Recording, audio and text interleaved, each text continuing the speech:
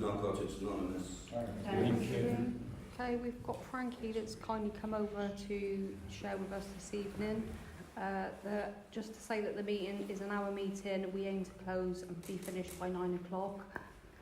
There is newcomers time and I'll let you know when that is. But it's all yours, Frankie. Thanks. So, how long can I talk for? I'm not going to talk for an hour, am I? No. Like I can do. 10 minutes, 15 minutes.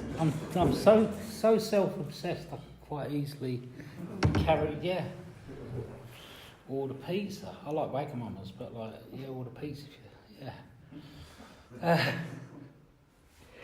shit. Thanks for asking. I was meant to do the share before, but I came over with my wife and who drives me everywhere. Who's in the meeting, Lindsay, and she had a clean time birthday last time when we was here, so it was only appropriate that she should share. And it's been a month or so I'm pleased to be back. I have rely on other people. Okay, I'll kind of do this properly. I might be a bit different. I've been in London for quite a few years, so my recovery's a little bit choppy, and I'll try and do as best I can with an experience, strength and hope share. So my name's Frankie and I'm an addict. Hi, Frankie. It's funny, you can say that in meetings, and addicts automatically come out with, I don't identify. I don't know if any of you guys have ever been to an area or something. If you want to get people's attention, you just go like, my name's Frankie, I'm an addict, and they stop whatever they're doing and say, hello, Frankie. It's funny, it's great with addicts, you can really play with them. But, so I'm going to tell you a bit about me, what I was like, what I did to get here, when I came here, what happened, and how come I've been able to stay clean. I've got a belly button birthday coming up in a couple of weeks, and I'm 57. And in a couple of weeks' time, I'm going to be 58. Now, when I first came to the rooms in Narcotics Anonymous 25 years ago, I swear I looked older. Okay, so I'm living proof, I'm absolute living proof that if you work this program, you become better looking.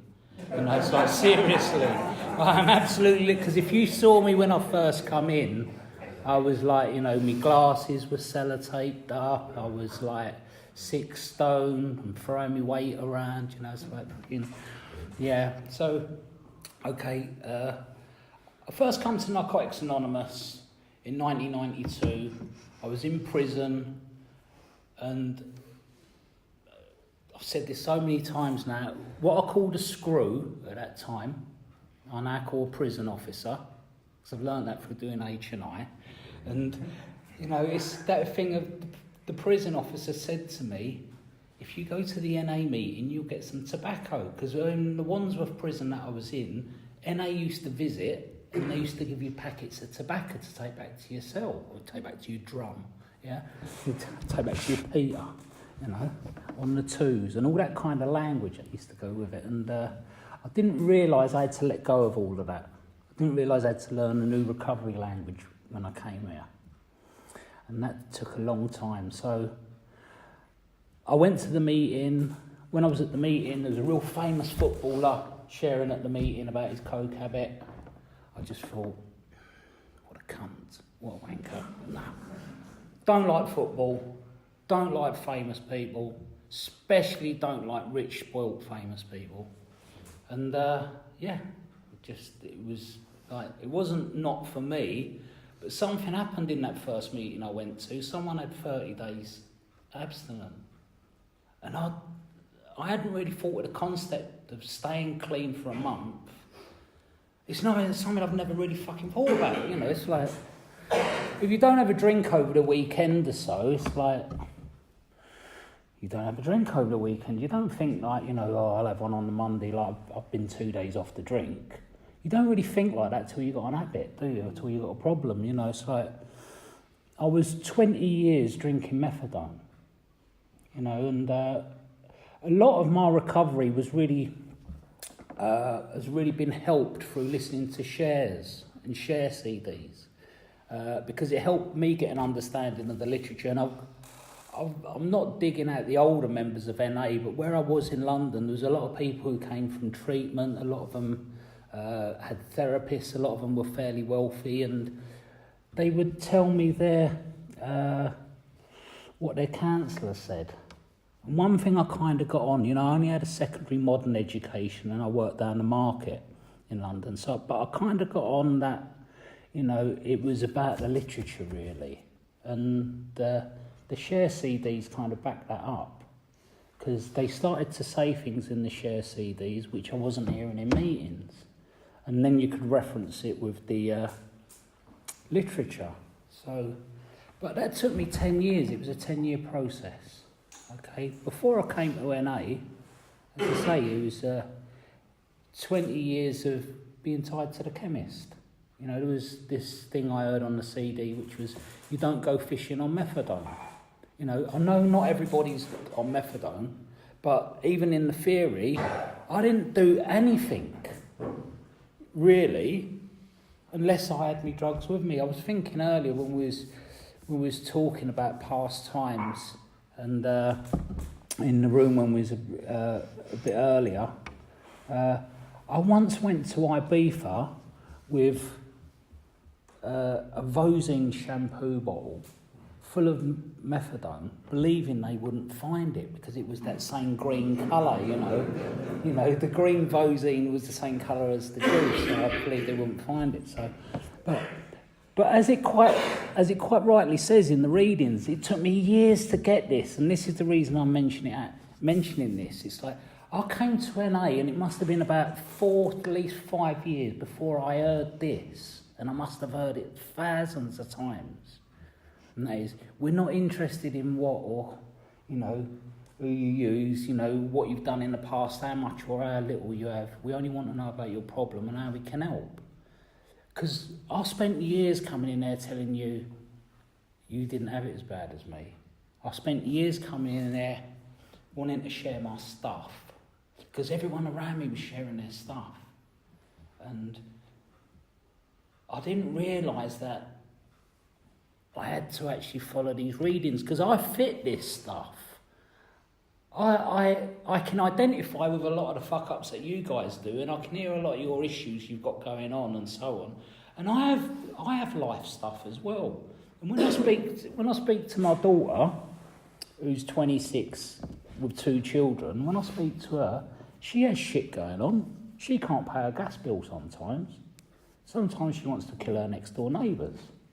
Sometimes her bloke's drunk and she wants to bash him up, and she does. These things go on for normal people as such, so-called normal, but, it's that thing of, I thought it was exclusive to me because I didn't understand what self-centeredness was. I didn't realise that it was about getting out of self, thinking less of self. That's why the whole programme's geared up to helping people. Didn't understand any of this when I came here in the first 10 years, didn't get it. I came here with a drug problem, and I got abstinent, and I thought as soon as I was able to get drug-free and be clean, as soon as I started picking up these key rings, I thought to myself, especially when I got to the 30 days one, I started to think to myself, everything was sorted. Everything was sorted. I didn't know anything about active listening, what it says in the literature. I didn't know anything about even understanding the literature. I was someone who came here and just kind of didn't realise how important this was for me. And after a period of time, I picked up. And then I come back. I didn't actually leave the rooms. I actually started getting commitments, and I would take the commitments on using and say I wasn't using.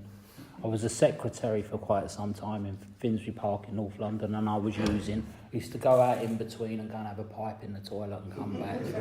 I'd always try and plan it so I could share, So, I had a lot of that stuff going on. And it's like, we were talking before the meeting, I wish I'd have got this earlier.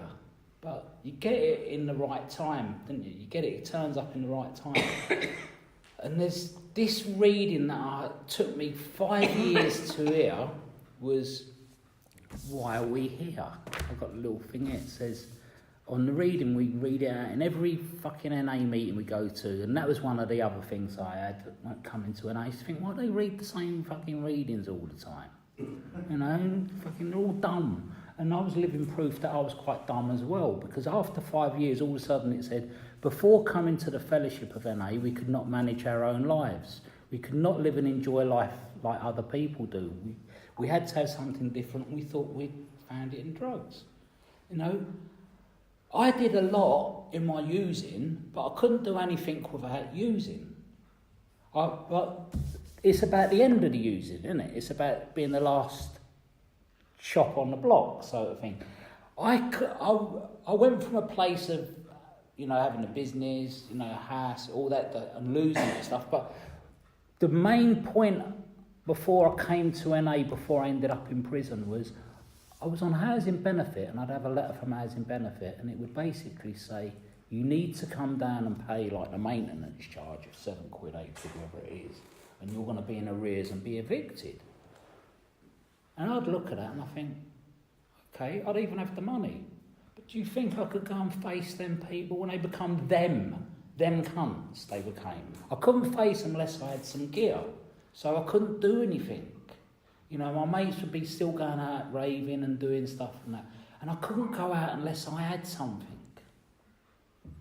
And I couldn't function unless I had something. I had to have something. And then when I came to NA, I couldn't understand why I could never get past the 90 days, the 9 months. I couldn't get past the 9 months. And this is for me. I couldn't get past it. It took me up to a stage of 10 years of coming to Narcotics Anonymous, doing service and being here to be able to get past that period. And what it was for me was, I'm someone who actually needs to do this shit. I can't come here and listen to you lot talk, because I don't believe half of you, you know. Half the time I've got mental Tourette's and I'm judging. The other part of me is I'm at this side of I want to prove to you lot that I'm all right. It kind of said it in today's Just for Today reading. You know, it's kind of saying about self-sufficiency. I came here being self-sufficient. When I rung my sponsor up, I didn't realise how insecure I was, because what I'd do is I'd ring him up and ask him how he was. He'd say to me, what's going on for you? And I'd make it really short and hang up, you know. So what I'd learned when I started doing this in 2003, okay, May the 15th, 2003, I'd been here 10 years, I'm rolling out of detox. So what I'd learned to do is when I phone my sponsor, and I speak to him, I say to him, this is the scheduled time I'm meant to phone you, Alan. And he'd say, okay, so how are you getting on with your readings? We started to have a dialogue. Every other sponsor I'd had before that wanted to be me mate. And it wasn't fucking helping me. And this was the first guy, and I don't know if I liked him, but he was the first guy that said, the first guy said to me, to read the sponsorship pamphlet. And then I picked up a little thing off my wife's sponsor. She said, when she's American, she said, yeah, when I have a sponsee, she says, I show them the sponsorship pamphlet, and she says, this means I will not lend you any fucking money. Because everyone I had before then, they was like, the sponsor's going to help me out. Well, come on, let's have it right. I'd had 30 odd years of education, and sponsors are like Coca-Cola, aren't they? Sponsors are there to, I'm in fucking trouble, help me out, I need some money. You know. But the sponsor that I had taught me a real basic lesson, and that is he's a fuck up as well. He's just another addict. But he can help me where the programme's concerned. And the other thing he taught me as well was he can only share his experience. And now I was different to Alan, my sponsor. My sponsor served up sulphate. I hated sulphate. I hated people who took sulphate. I spent most of my life trying to be fucking knocked out. I was already awake, you know. I would lose my mind if someone put any Charlie or fucking sulphate in it. I'd lose my mind, you know. And my sponsor sold sulphate, you know, and he was like the sulphate king of fucking Wales or some shit, you know. And I never met Welsh people until I come to NO. That's true. Nothing against the Welsh, but, you know, like the BBC are a bit biased to them, so I kind of had all these stereotypes going on in the head. And it was like, I really had to learn to be different because, hey, come on, you guys, you know, I'm Frankie, I come from a North London council estate and we're fucking hard. We beat up the geezers who live next door, you know, like, that's where I came from, you know. My whole quest in life was basically to beat up the guys who lived on the other side of the road and not trust anyone. I had such a Cockney stereotype. I was like Del Boy Trotter from Off Only Fools and Horses. And I had to change.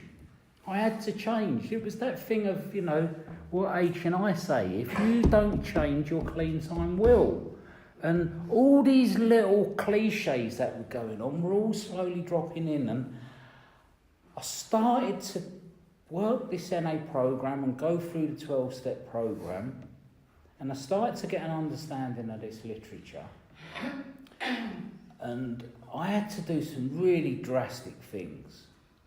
I had to turn my phone off before I come into the meeting because it kind of possessed me, you know. I had to do this thing where I had to get to the meeting earlier and stay for the whole meeting. And I got really fucking resentful. I get really, really, really resentful. And I'm saying this beforehand just in case anyone has to go. I got to this stage where I'd come in early and stay for the meeting, and I now understand that we have a spiritual connection. It's a we program. So I don't fuck off out and have a fag. I did that for 10 years. I stay in the meeting for the whole duration. I have to now because I'm doing the share. I stay in the meeting for the whole duration, yeah? Because I realise there's a spiritual connection that happens in this meeting. When we leave this meeting, all of us, it's kind of gone. But whilst we're here, it happens. The magic kind of happens. One addict helping another. And what I got resentful at, and I had to write this stuff down because I had to see where it was going. What I got resentful at was, you know them people that come along and they go, well, I want to share first because I've got to go. It's like, I'll be sitting there thinking, why do you think I've got to listen to your shit? You know, you want to share first because you've got to go? Fucking, you know, what words of wisdom are you going to give me?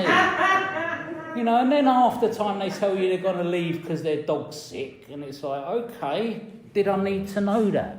You know, I need to carry a message. I need to carry something. I need to tell you all I've got is my experience. My experience is going out with more than 2 girls at once in NA doesn't help me focus on the programme. Definitely don't. I can't be present in the meeting because my head's outside the door.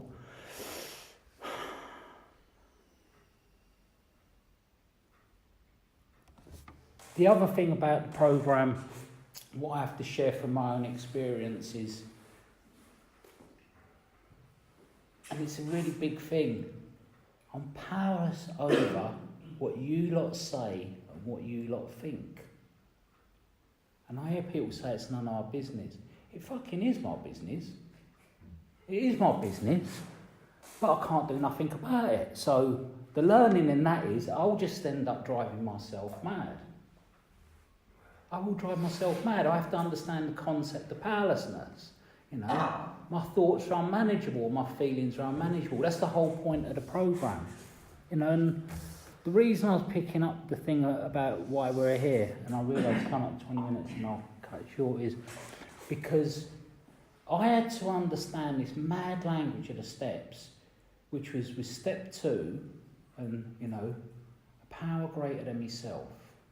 Now, this might sound really stupid, but I'm trying to keep this in basic terms because I want to tell you from where I come from. There's no point in me going right into one about a step 8 share or anything like that and trying making you lot think that I'm well. You know? When I was here in my first year, I remember phoning up my sponsor and saying, Alan, I'm looking in the wardrobe and I don't know what jeans to wear. I said, I've got 10 pairs of jeans. I don't know what ones to wear. And he wasn't a style guru like me. He used to, have one pair of Tesco bombers or something, And he used to say to me, wear the ones that are most comfortable. And I'd say, but I wore them yesterday. And he'd go, why are you ringing me? And hang up,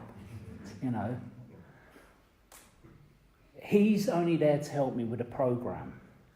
He's not there to sort my issues out. I actually have to take responsibility and pick what pair of jeans I'm going to wear.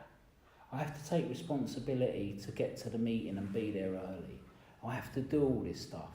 I have to understand when not to push the level out too far. I have to understand what's really important is the second half of step one. We hear a lot of people talk about powerlessness and their lives have become unmanageable. The manageability that I have today is through working this programme. Everything I've got is through working this programme. And I'll bring it to a close now. What I have today is I have the ability to laugh at myself, something I never had before. I have the ability to ring other people up and ask them how they feel. And I mean genuinely. And I learned that by phoning up newcomers. Because my sponsor got me on this trip.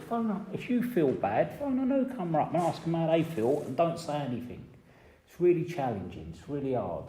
Because I remember what it's like when you're going to get thrown off a script and all that stuff, and how difficult it is. I've had to really work to evolve with this programme, and you know what, it hasn't been an easy journey, but I can honestly say today, one of the major things I completed in life was prison. I've completed working the 12 steps. I've managed to hold a relationship together for 13 years, and 7 of those years I've been married. Or is it 8? I've now have friends in my life, some in recovery, some are not in recovery. This is all different from before, where before I had acquaintances. What's happened is I'm coming up to being a 58-year-old man who's going to be 16 years clean in May, and it's like, my life's better today than it's ever fucking been. I'm not as wealthy as I was in the past, but my life is so much fun today, and I'm so looking forward to 2019. I've got a lovely little staffy puppy. We've just moved from London to Bath. I like Bath, it's very posh. And I'm such an happy customer, but I would have never achieved all this. I'd still be waddling around London going, all right, mate.